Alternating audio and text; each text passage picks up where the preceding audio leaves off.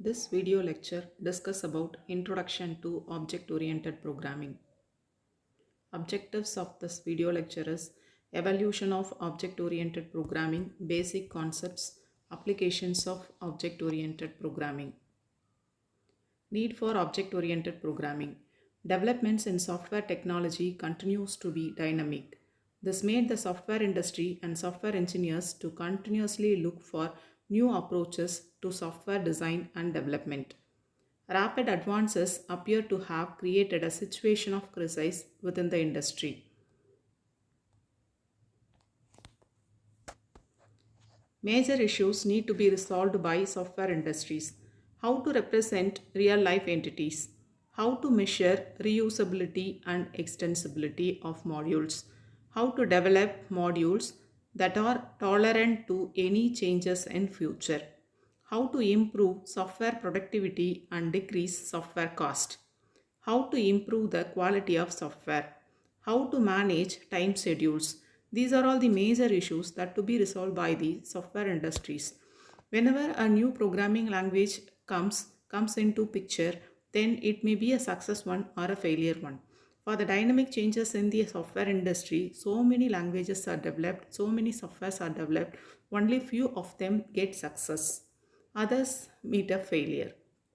So there is a procedure to evaluate a particular software or language that should be reliable. Metrics for evaluation.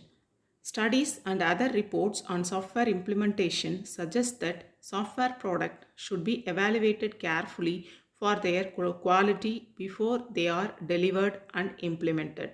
The metrics are correctness, maintainability, reusability, openness and interoperability, portability, security, integrity, and user friendliness. Software evolution. To build today's complex software, it is just not enough to put together a sequence of programming statements and set of procedures and modules. We need to incorporate sound construction techniques and program structures that are easy to comprehend, implement, and modify. Since the invention of the computer, many programming approaches have been tried, such as modular programming, top-down programming, bottom-up programming, and structured programming. The primary motivation in each case has been the concern to handle the increasing complexity of programs that are reliable and maintainable. Procedure-oriented programming. Conventional programming using high-level language such as Gopal, Fortran, and C is commonly known as procedure-oriented programming. In the procedure-oriented approach, the problem is viewed as a sequence of things to be done such as reading, calculating, and printing. The primary focus is on functions, not on the data. They deal about how they are read, calculate, and print. What they are read, calculate, and print is not the focus. So primary focus is given to functions here. This is the structure of procedure-oriented programming. We have a whole task that is called as main program, which is subdivided into several subtasks, that is functions. Here it is divided into three functions, function 1, 2, 3. Each may be divided into subtasks depending upon the need. Here function 2 again subdivided into function 4 and function 5. This is a similar structure used for procedure-oriented programming. Structure of procedure-oriented programming. Procedure-oriented programming basically consists of writing a list of instructions for the computer to follow and organize these instructions into groups known as functions. We normally use a flowchart to organize these actions and represent the flow of control from one action to another. More important to functions, very little attention to data that are being used. That is, the full focus is on functions, not on the data. So we primarily focus on the writing of instructions that is to be executed. We not focus on which data the instructions is going to apply. This is the detailed structure of structured programming, procedure-oriented programming. Each function has act upon a data. The data is the global data or local data. If the data is specific to a function, then this is called as local data. If the data is not specific to a function, it may be general to more than one function, then this is called as global data. This picture shows the representation of global data and local data. Global data is general. It may be accessed by more than one functions. Here function 1 and function 2 refer global data, and function 2, function 3 refer the second set of global data. Each function has its own local data. What happens to data? How are they affected by the functions that work on them? This is specified by procedure-oriented programming. What happens to data? That is not specified in the procedure-oriented programming.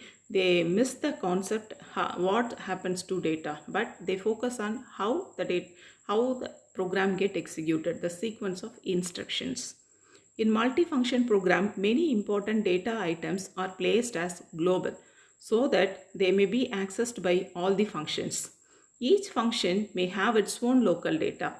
In large program, it is very difficult to identify what data is used by which function.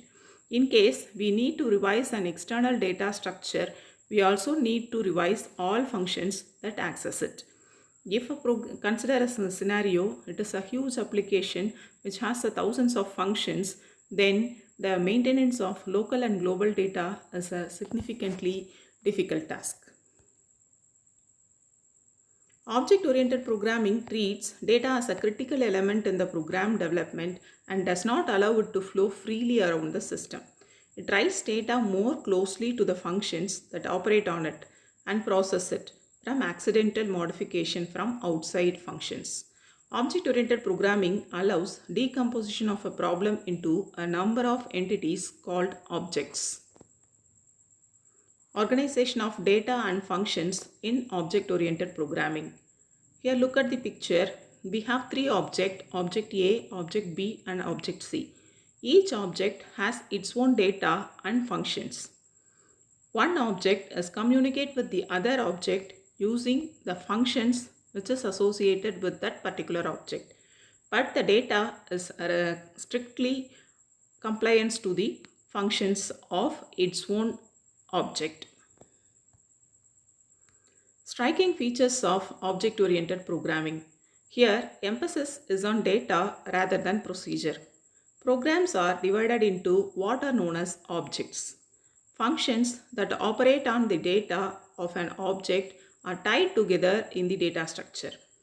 Details hidden and cannot be accessed by the external functions. Objects may communicate with each other through functions.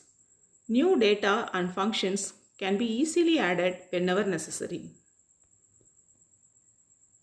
Object-oriented programming is an approach that provides a way of modularizing programs by creating partitioned memory area of both data and functions that can be used as templates for creating copies of such modules on demand.